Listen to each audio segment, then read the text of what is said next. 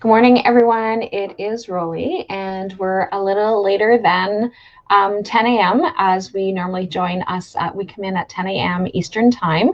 Today, we're pushed back a little bit because we have a beautiful guest from overseas, and I am super excited to be able to connect with June Waldenberger. So June has been a member of the improvisation world for over 10 years. She has an she's been in improv troupes and sketch writing groups throughout her adventure. She's attended courses at Second City in Chicago, Hoopla in London, LMA, and Impro-Australia in Sydney.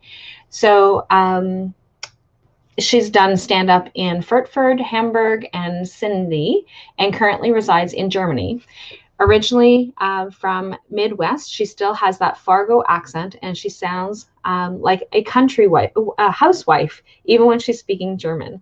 And she is the author of Meditation for Mad Minds. So welcome, June. How are you? Yeah, I'm good. Thank you. I'm in Hamburg, Germany right now. So we're at like 5 o'clock over here. So at the end of the day. You guys are well into the day at this point. We're just kind of getting started. So tell me a little bit more about you. So I'm originally from Wisconsin, and I went to university in Chicago where I discovered improv.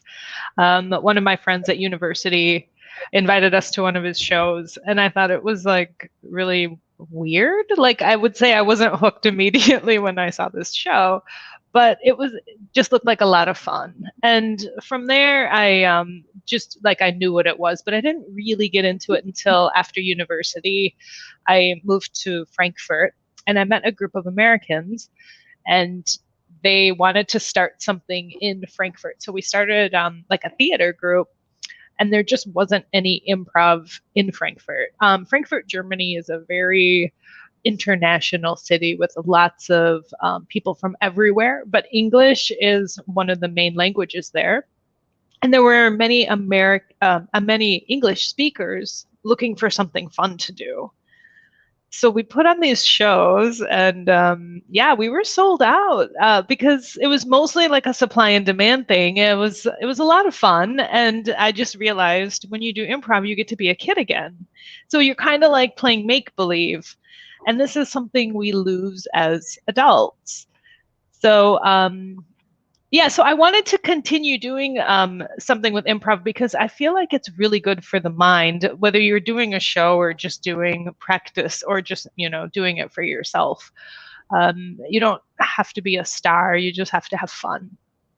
And then, like, with the pandemic, which has been kind of a bummer, I know people have been trying to do improv online, and it's not really the same because the whole idea with improv is relating to somebody else on stage. And it's like making somebody else look good, and they'll make you look good. And it's kind of hard to do online because you don't have a lot of body language going on online. So I decided to just write a book about it because I know there's a lot of people that are kind of struggling with the pandemic. In Europe, I'm in Germany, we're still in a lockdown, and we've been in a lockdown since October.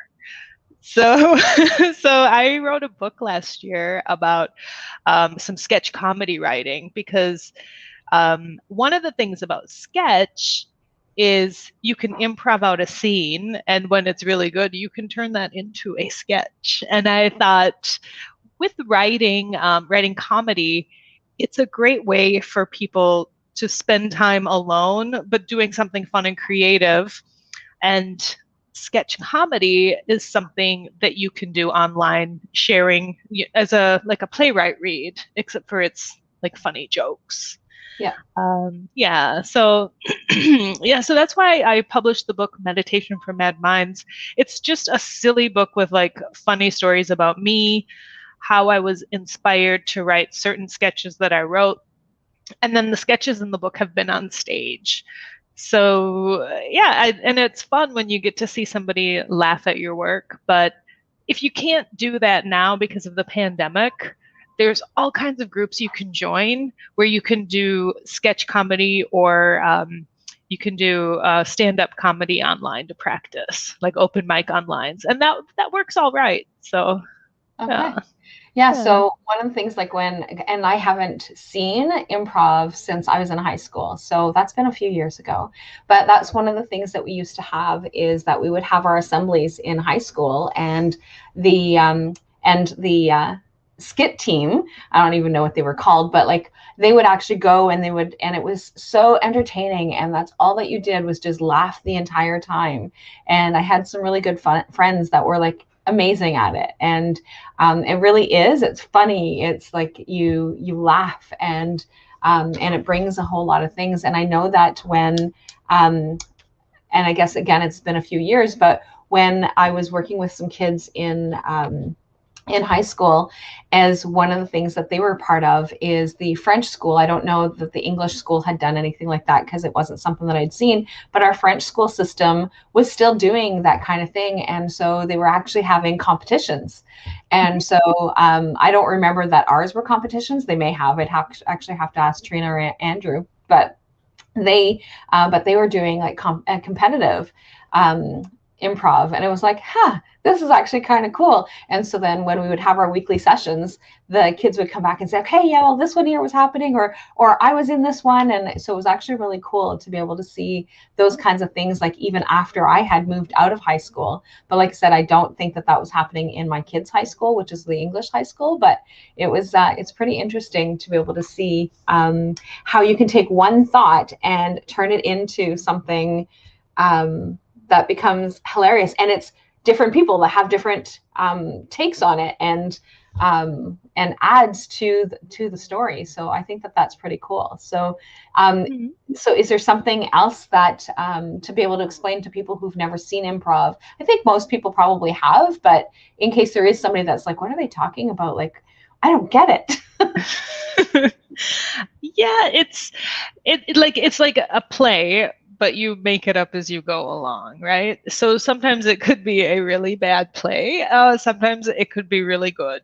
But the thing about improv is living in the moment. So you try not to plan, and you're looking at your partner, and you want to like be in that moment. So if your partner tells you that you are a grandma, then you become a grandma. And you think, what does a grandma do? Like, this is what my grandma does. She makes cookies. And you might think about your grandma, and then you like take on her type of body, like body movements. Like, how does your grandma move? Is she slow? Does she have a cane? Does she have like some kind of old saying she says all the time? And the thing is, many of these thoughts that are surrounded about a grandma, other people think that too. And that's why we think it's funny, because it's spontaneous. And it's when you're living in the moment, it's almost like a form of meditation. So like, and if these people that you knew they were putting on these shows, they could even become euphoric after putting on a really good show, because they're living in the moment. And it's almost, like when you meditate, you live in the moment. When you do sports, you live in the moment. It could be a form of meditation if you're really living in the moment. And when you live in the moment with your partner, that's when you're going to get those amazing scenes, and you're going to think, like, how did they know? You almost know what the other person is going to do, and the audience loves it, right? Yeah.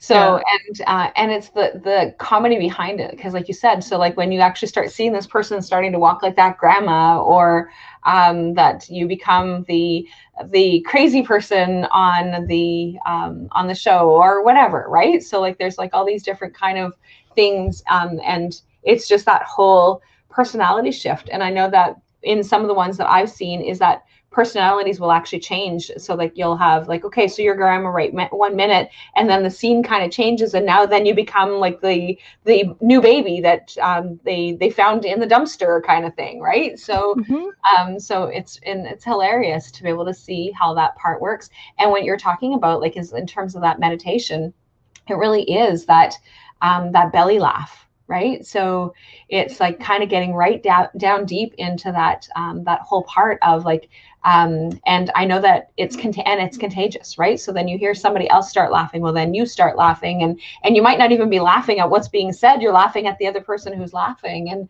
and it's just like this great big huge thing that happens. So the audience kind of gets completely wrapped into whatever it is that's going on and stuff as well, right? And then the more laughter, and I think that that's probably where doing it on Zoom or something like that would be more challenging, because you don't get that same feedback from the audience and stuff as well, right? So like the audience, so like when like you're kind of like right in that moment and people are like starting to laugh and like they're really enjoying what it is that you're doing, and on Zoom you don't have that same kind of connection. So I can definitely understand what it is that you're saying that way. So one of the things that you had indicated in terms of being able to choose your topic was that laughter is medicine. So do you want to talk a little bit more about like, what do you mean by that?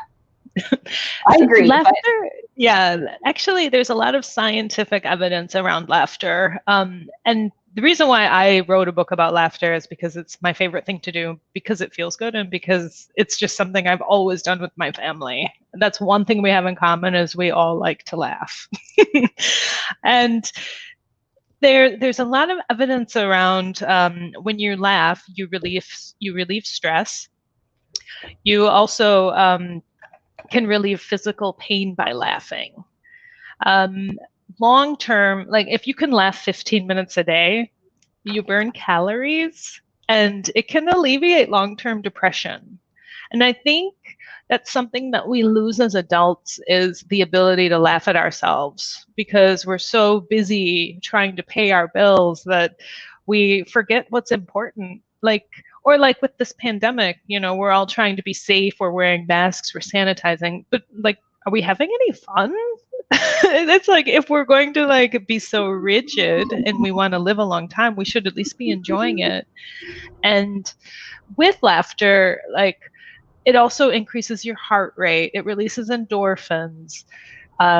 You're also living in the moment with laughter, and you get a nice color of skin, like your skin tone, and it can make you feel younger.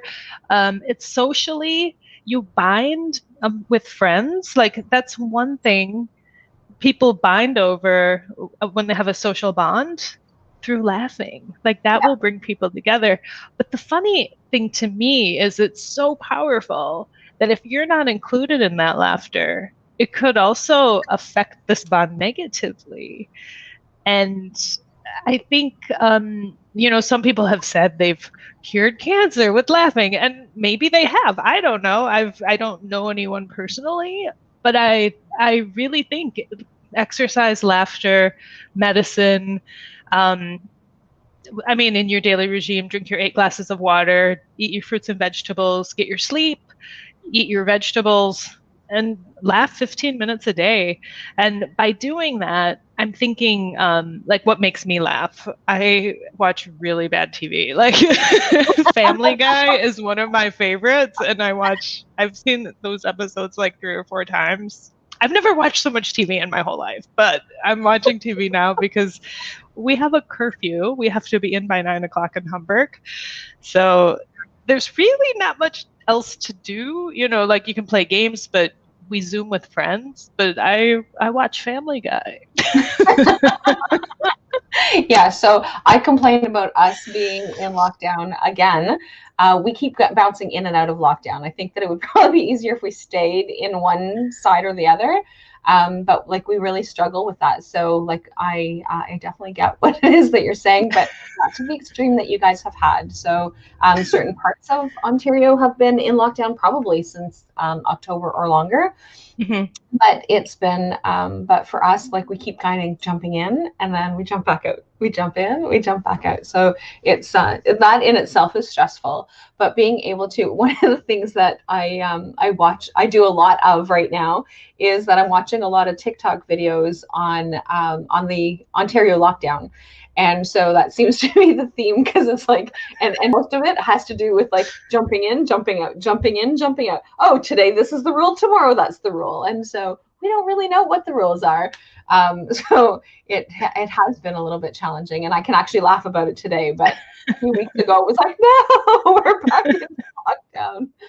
But finding that humor of being able to kind of tap into how to be able to look at it, right? So one of the other things that I like to do that helps to bring on laughter is finding those baby belly laugh videos, right? So like that just gets me right down to the core, because it's just that contagion, right? So it's one of those things that you want to be around, to have that it's contagious, right? So it's being able to kind of tap into. I can't get into Family Guy, so that's definitely not where I go. I know a lot of people think it's so rude, and I can't help it. I love it. My kids love it, and they've always loved it from the time that they've been young teens. But it's like, yeah, that and Simpsons. It's like, okay, guys, like I can't watch this. And so the rule was, if mom comes home, Family Guy or Simpsons gets turned off, because like mom's not watching it. It's just not happening. And so, because when they were younger, obviously they weren't allowed to watch it. But then as they got older, it was kind of like, hey, well, I can't really stop them now. But the rule was, if I'm coming home, turn it off, because I don't want to hear it. Or put your headset on if you're doing it on your computer, because like, again, I don't want to hear it. So yeah, it's not something that I could ever get into. So what shows do you like? I know you said you like TikTok videos, but like, do you have a show that makes you laugh? Or not lately, because we don't, because one of the things with all the changes, we don't have like cable anymore, so we don't actually watch TV. So it's so I watch a lot of like Netflix. I think I've probably watched everything on Netflix that you can possibly imagine. And so and they're usually a lot of sci-fi kind of stuff that I watch with it. So it's not necessarily like the laughter thing. We've watched different movies. So when my husband and I are watching a movie, it's usually some sort of comedy, and so we kind of try and find something that we can go into. But yeah, so it's typically that connection with other people. So I do a lot of groups and stuff. So connecting with other people, and we have lots of laughs and stuff. But again, it's still not the same as when we're all in the same room and somebody starts laughing and somebody happens to say something, or that kind of thing. So we have one particular lady, and if she's watching right now, I'm really sorry.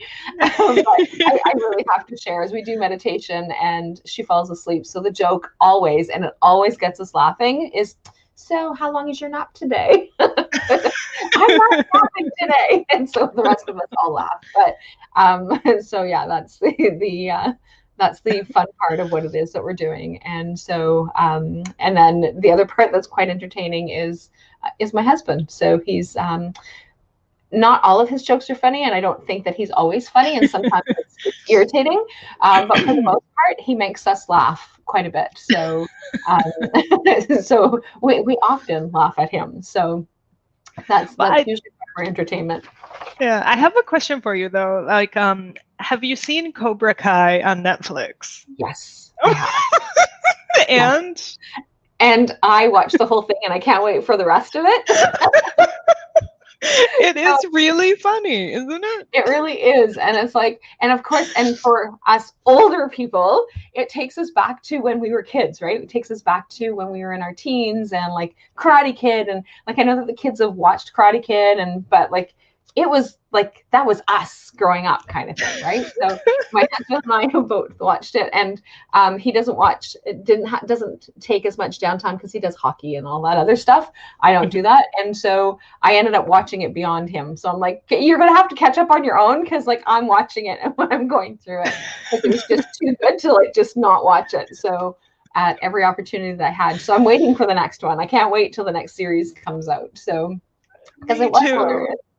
But look, see, I like as a kid, I always thought Ralph Macchio was the good guy, and I know like there had been like some fun like YouTube plays on Ralph Macchio is actually the bad guy, and then they turn him into sort of the bad guy, and then I mean, not really, but you know, like he's also to blame.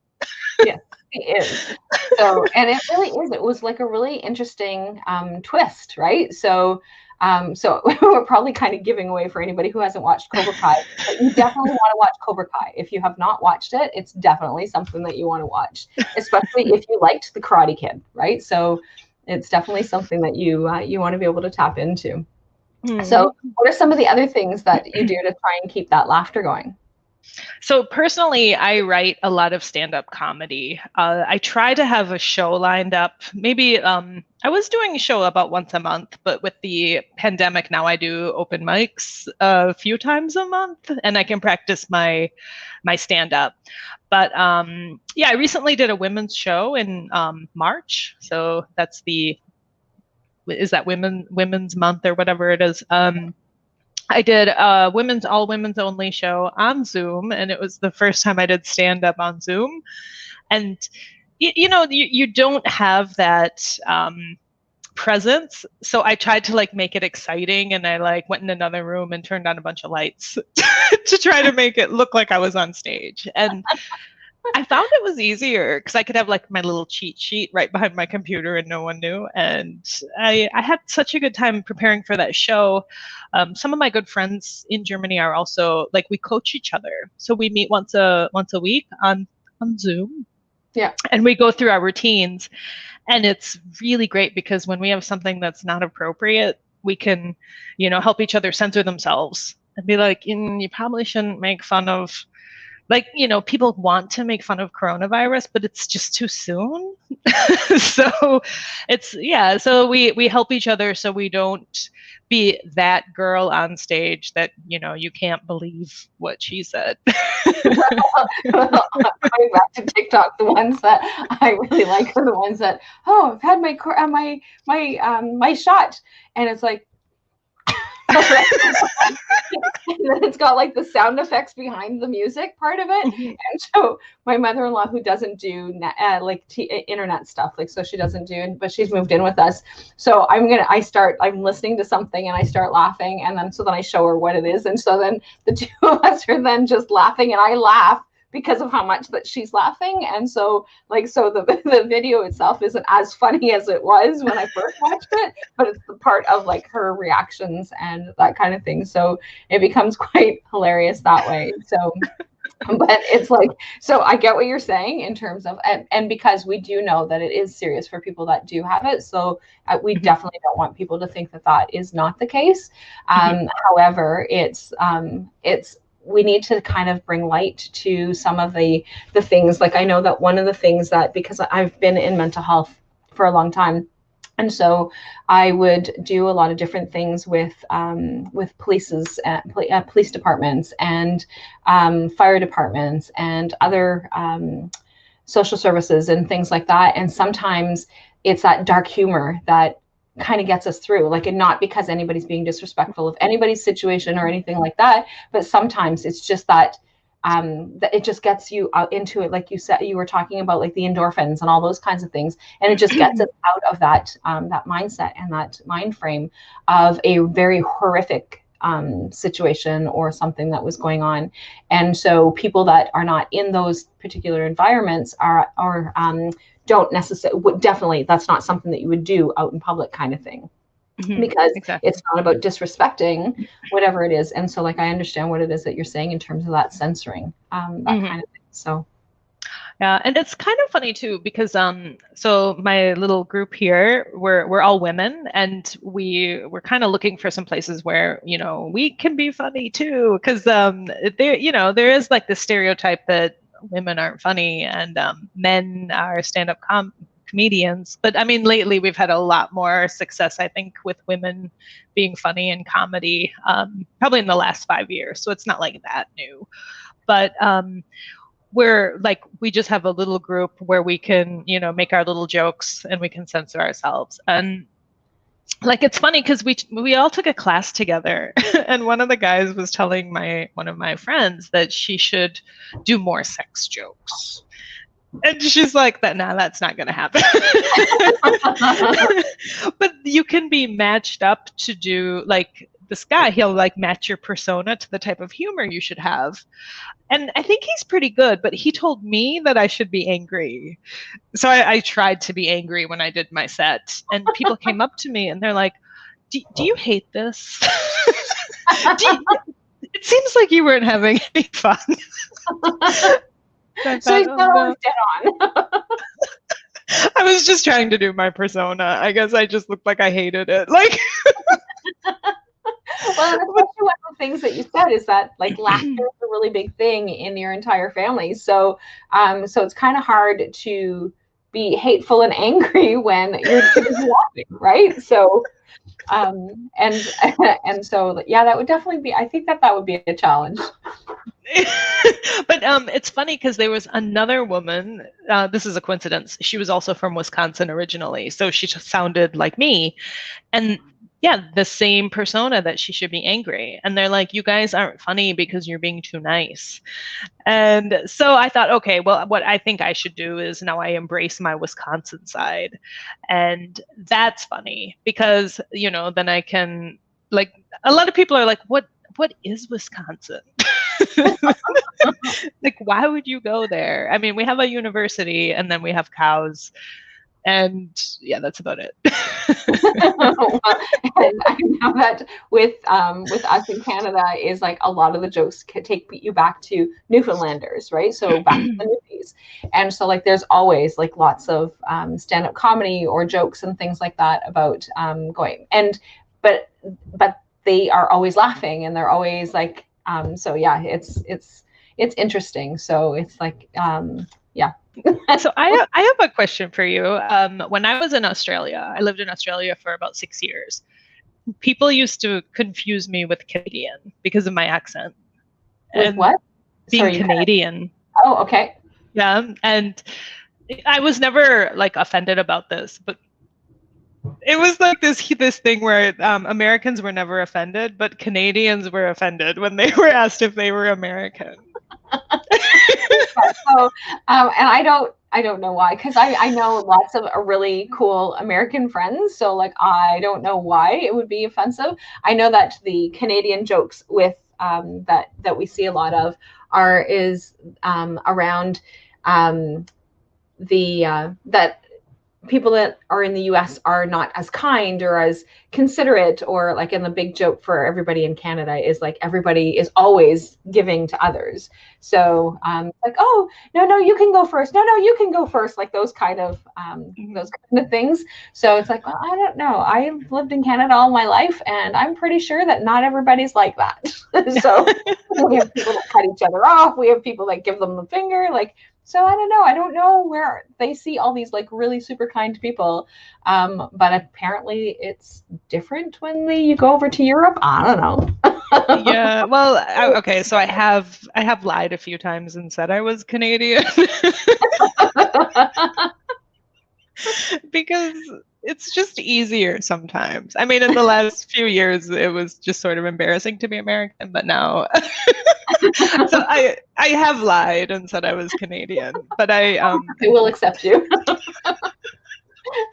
But it was so funny. Like I got caught lying at a party when I said I was Canadian. And this is like a typical American mistake, but I want to say this was a long time ago. So I'm at this party and this guy says, "Oh, are you American? Did you vote for George Bush?" So this is like back in like early 2000s. And I didn't know anything about Canada. And I'm like, "I'm Canadian." And he's like, "Oh." And so like Germans are very well educated. And he starts quizzing me about Canada. It's like, and very basic, and I'm so embarrassed I didn't know this, but he's like, what kind of political system do they have in Canada? And I had no idea. I live in Canada. I can't answer that question. I don't know what that question. I don't know. Like, we have a prime minister and we have like people in provinces. Like, I don't know. Like, what kind of system is that? I don't know. So you have a prime minister, right? So he's like, "Do you have a president?" And I'm like, I don't know. Yeah, we don't have a president. I have no idea. We're a corporation, so. And I just stood there, and he kept quizzing me. Yeah. Anyway, then I'm like, "Fine, I'm American." I did my research. So if ever you became Canadian again, you would know what the answers were.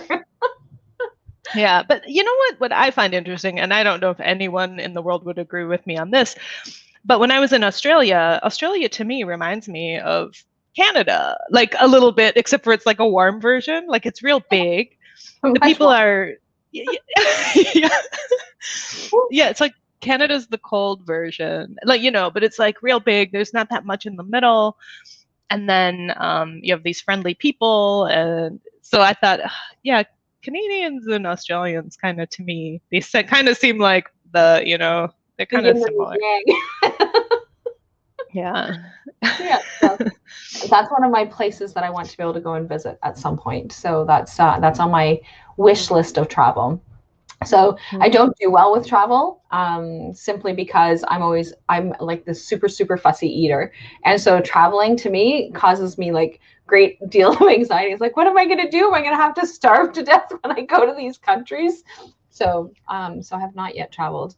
Well, I have good news for you for Australia. Okay, besides the flight that's like takes too long, but the food is amazing. Like all of the food tastes so good there. Good, good, good. So I think you'd be all right once you make that flight. We just now need to figure out how we're going to get out of COVID. Exactly. Oh yeah, and they're not accepting anyone. So smart people, because Canadians are. So we can't travel inter-province, but people can travel back and forth from one country to the next, just not inter-province. Yeah, so, there's nothing consistent about this, is there? It makes no sense to me. We've lived 20 minutes from the Quebec border, and we can't go over to Quebec. They have a curfew installed, but it's like, we can't go over to Quebec. We're going to get stopped at the border, but if we go to Toronto and we fly to somewhere else and fly back in, we can get in and out, but we can't go back and forth between the provinces. It just doesn't make sense to me, but That's a similar situation here. We live 20 minutes from the next state, and the restaurants are open there. So people are just driving over there to go eat. And then they come back here by 9 o'clock, and then everyone's home. Like, that's what people do on the weekend. So everybody's safe, right? So like, I don't think the virus cares. I have a friend that we went out for dinner, and so she's like, okay, so we're going to go to the restaurant. And I'm like, okay, this is great. So we go into the restaurant, and so people have to wear their masks going into the restaurant, and then they get to sit down. And so then she's hilarious. So she sits down and she's like, okay, we're all safe now. My butt cheeks are open, so we are COVID safe. I'm like, okay, that's hilarious. So here we are, all laughing our asses off in the middle of the restaurant, right? So, but yeah, so like it doesn't make sense. So we're not safe to walk from the door to the table. But if we sit at the table, we're all safe. We've got this magical bubble that comes around us and keeps us safe. I don't get it. But yeah, I mean, some of these, they must be, people are like trying. It looks like they're making an effort. Yeah. Except for that, when one rule is one day and then the next rule it changes, like, okay, it doesn't make sense. Like, so today was okay, tomorrow it's not, and then the next day it's okay again. I don't know. So they had so last Friday we had a provincial shutdown. Our provincial shutdown was extended, and they increased some of our restrictions. And so it was okay to be at the park the one day, and so the kids can go to the park and they can play at the park. And then last Friday came along, no more playing at the park. There was no more it wasn't allowed anymore. And I guess there was so much fluff that less than 24 hours, the parks are reopened again and the kids can go to the park again. I don't get it. So it wasn't safe yesterday, but less than 24 hours, we're safe again.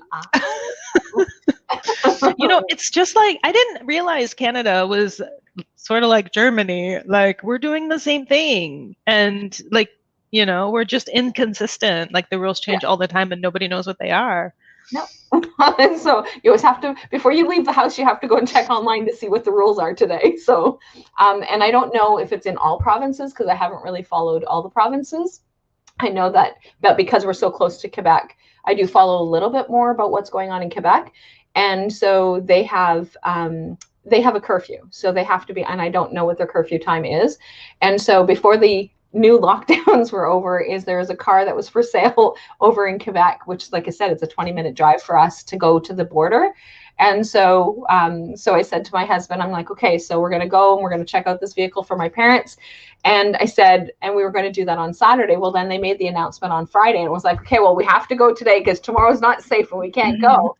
Then we get to Quebec, and then we're waiting for the insurance company to be able to get, because actually our insurance broker was really awesome, because she stayed late and she got everything set up for us so that we can drive the vehicle back over if we were purchasing it. So she was ready to get everything done. We just had to get her all the paperwork, and then she emailed us the insurance slip so that we can take it across.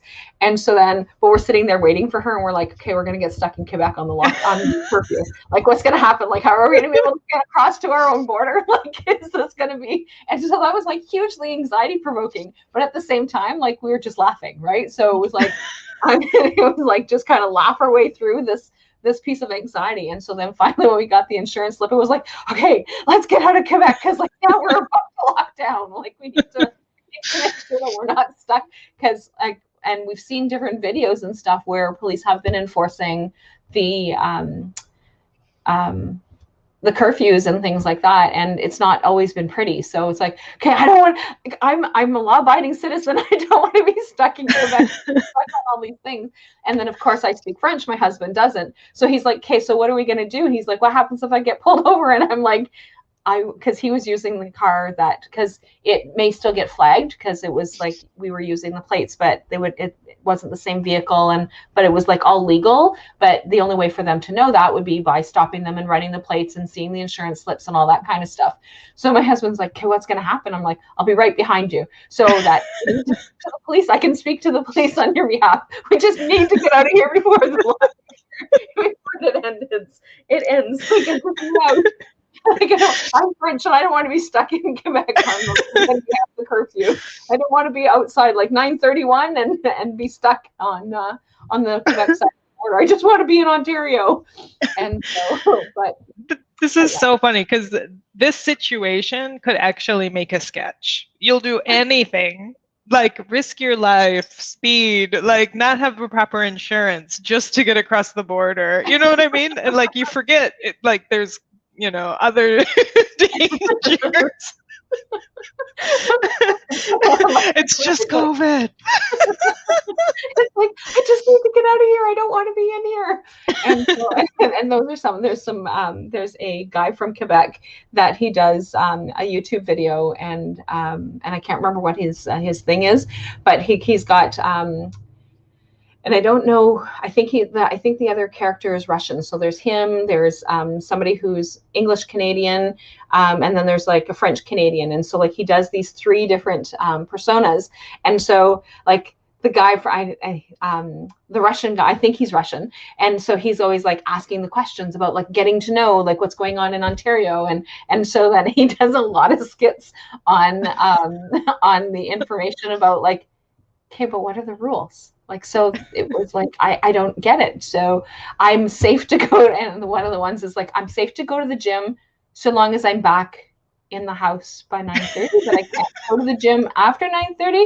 And how am I supposed to date? And so like, he's got like all these different things that he's doing, and it really is hilarious. So I actually have his set up so that when he does post something new, some of his I don't necessarily think are hilarious, but like there's quite most of them I actually do.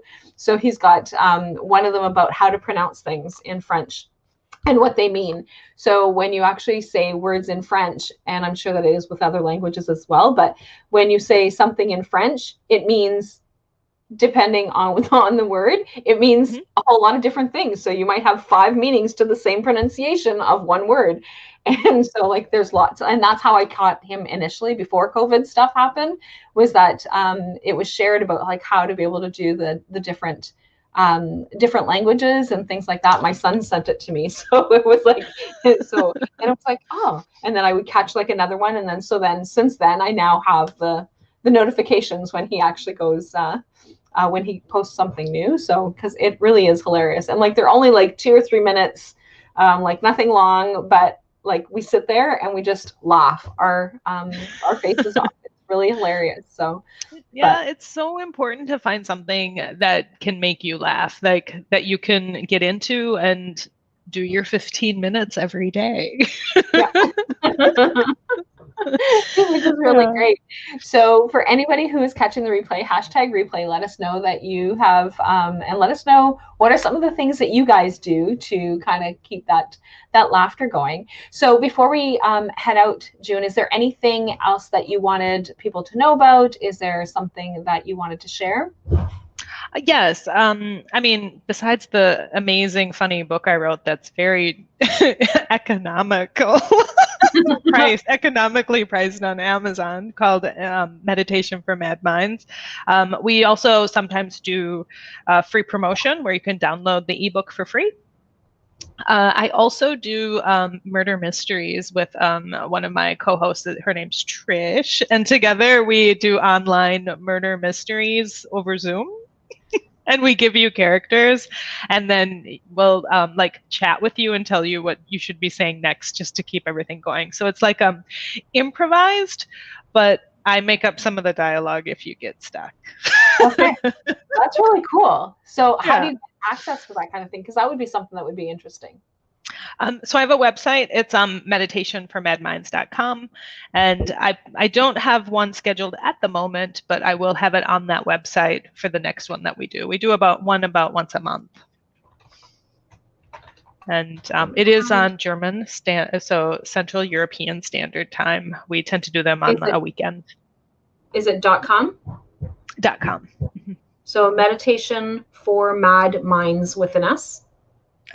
Madminds.com. Okay. So I just put it in here so people, and it should be in the description anyway, but yeah, so just that way there, it's everybody has access to it at their fingertips kind of thing. But yeah, so this was fun, and so we definitely did our 15 minutes of laughter, I'm sure, today. So like, this was really fun. I really enjoyed this, and thank you. So looking forward to connecting with you some more. And again, anybody who is catching the replay, let us know what are some of the things that you do to keep that laughter going in your life. And so I will chat with everybody soon, and I will be back. I should be back next week. At this point, there was nobody that had signed up. Our person that we had to reschedule, but I'm sure somebody will sign up. And so I will be back next Wednesday. Talk to everybody soon.